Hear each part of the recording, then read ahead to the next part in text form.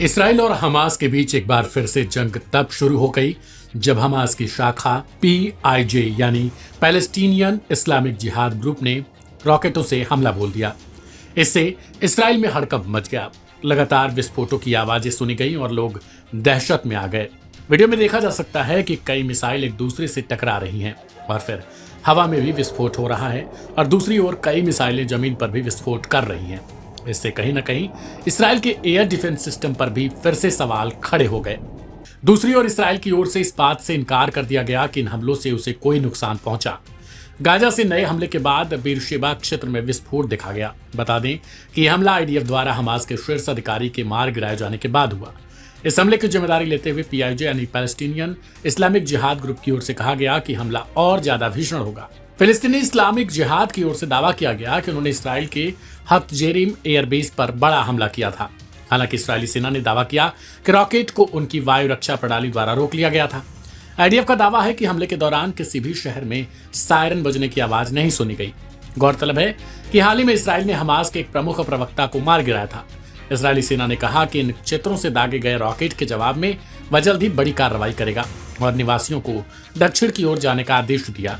Israel ने पिछले हफ्ता हमास के साथ युद्ध विराम समाप्त कर दिया था और सिलसिलेवार हमले शुरू किए थे। इन हमलों में सैकड़ों फिलिस्तीनी एक बार फिर से मारे गए। तकरीबन 600 से ज्यादा इनकी संख्या अब बताई गई।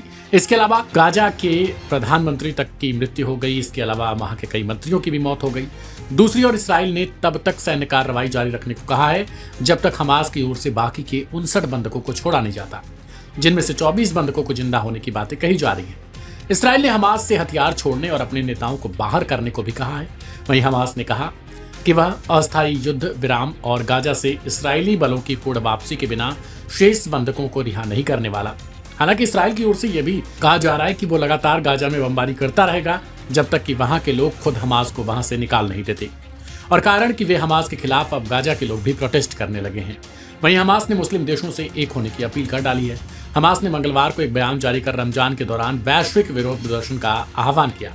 हमास का कहना है, हमारे लोगों, अरब और इस्लामी देशों और दुनिया के स्वतंत्र लोगों की जनता से हम आने वाले शुक्रवार, शनिवार और रविवार को एक आम लामबंदी का आह्वान करते हैं।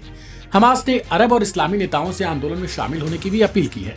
रमजान के दौरान गाजा, अल कुद्स और अल अक्सा के बचाव में दुनिया भर में प्रदर्शन की मांग की है। वह इसराइल की तरफ से गाजा पर विनाशकारी हवाई हमले शुरू करने के बाद हुआ है, जिसमें वरिष्ठ हमास नेताओं समेत कुल 600 से ज्यादा फिलिस्तीनी मारे गए हैं।